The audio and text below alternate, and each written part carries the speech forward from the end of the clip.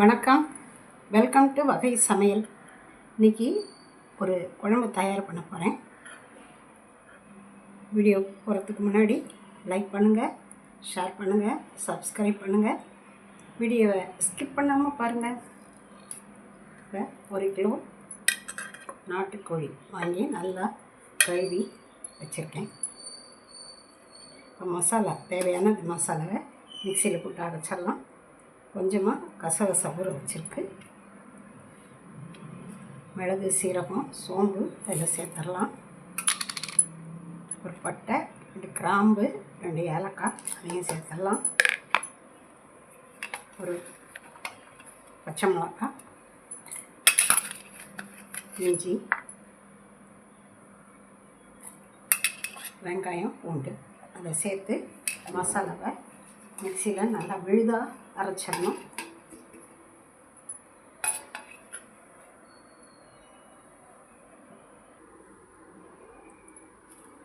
தாளிப்புக்கு போயிடலாம். வெந்தயம், சோம்பு, பூவு, இந்த அளவு பிரிஞ்சலை, எண்ணெய் செக்கெண்ணெய் 2 ஸ்பூன் ஊற்றிருக்கேன். எண்ணெய் காஞ்சிருச்சு, பிரிஞ்சலை போட்டாச்சு. அடுத்து வெந்தயம், சோம்பு போட்டாச்சு. வெங்காயம், பச்சை மிளகாய், கொத்தமல்லி, புதினா இதை சேர்த்து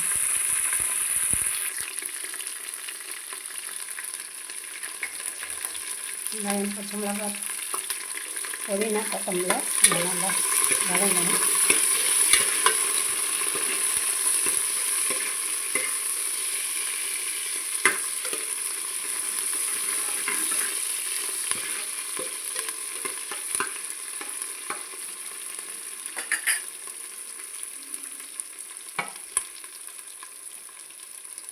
இந்த சமயத்தில் இந்த கோழிக்கறி அதில் சேர்த்துடலாம்.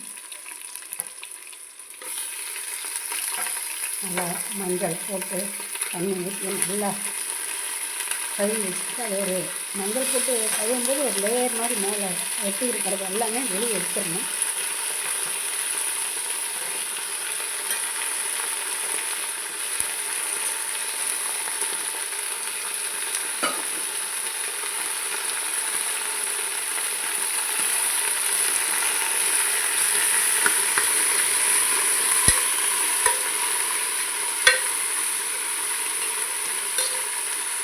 நல்லா கரட்டு கொஞ்ச நேரம் வதங்கணும்.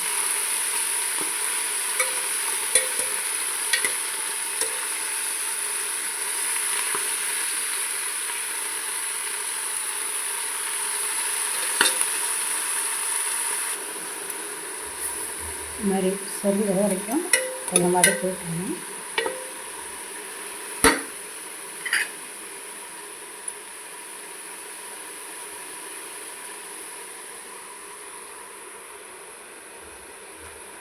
இப்போ இந்த அளவு மஞ்சள்தூள், மிளகாத்தூள், கரம் மசாலாத்தூள், தனியாத்தூள் இது ஏற்கனவே வறுத்து அரைச்சது தான் தனியாத்தூள். அதை இதில் சேர்த்துருவோம்.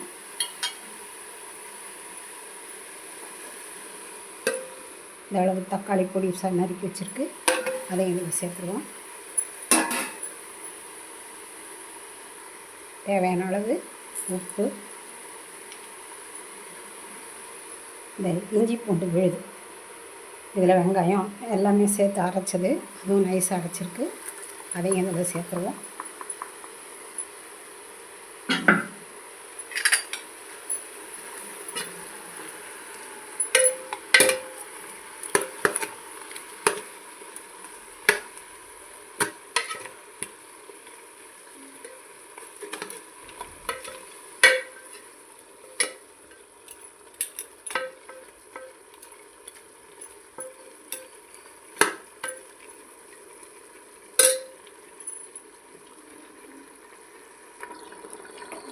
இந்த மிக்ஸி கழுவின தண்ணியும் அதில் ஊற்றிடலாம்.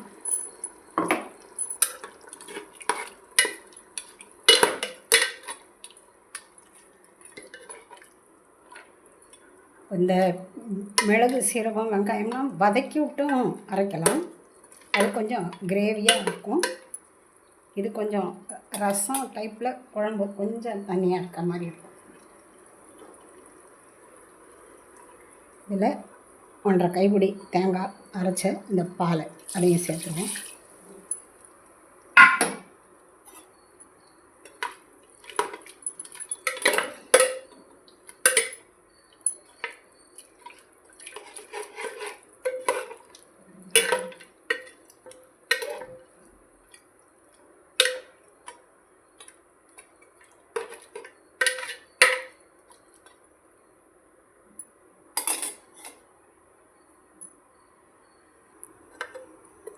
எல்லாம் மசாலாவும் நல்லா கலந்து விட்டாச்சு.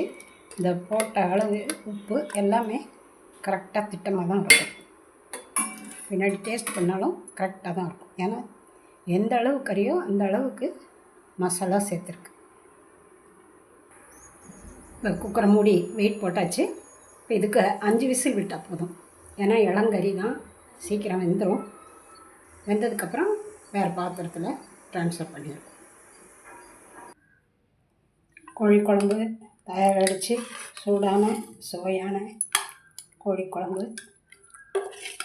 இது எலும்புக்கு நல்ல வலு கொடுக்கும். எப்படின்னா இது நாட்டுக்கோழி, எண்ணெய் கொஞ்சமாக தான் ஊற்றினேன். எவ்வளோ சாறு இறங்கியிருக்கு பாருங்கள். இது ரசம். கெட்டி குழம்புனா அது வறுத்து கெட்டியாக குழம்பு வைக்கணும். தேங்காயை பால் ஊற்றணும், அரைச்சி போடலாம், பாலும் ஊற்றலாம். இப்போ இந்த கோழி ரசத்தை எப்படி சாப்பிட்லான்னா, இந்த மாதிரி ஒரு இதில் எடுத்து வச்சுட்டு கொஞ்சம் நல்லெண்ணெய்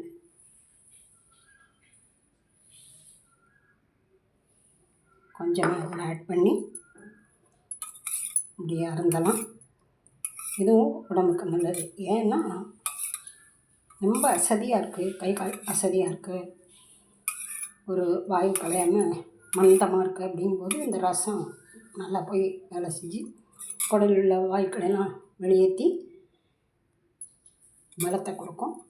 வாயு நல்லா கலையும் போது எலும்பு நரம்பு எல்லாமே நல்லா ஆக்டிவேட் ஆகும். இந்த மாதிரி நீங்களும் செஞ்சு சாப்பிடுங்க. இது சாதம், சப்பாத்தி, பூரி, இடியப்பம் எல்லாத்துக்கும் தொட்டுக்கலாம்.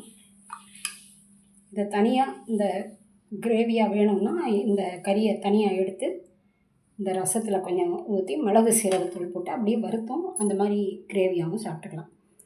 இன்றைக்கி நான் அப்படி செய்யலை, ஒரே ரசமாக தான் வச்சுருக்கேன். இதே மாதிரி நீங்களும் செஞ்சு சாப்பிடுங்க.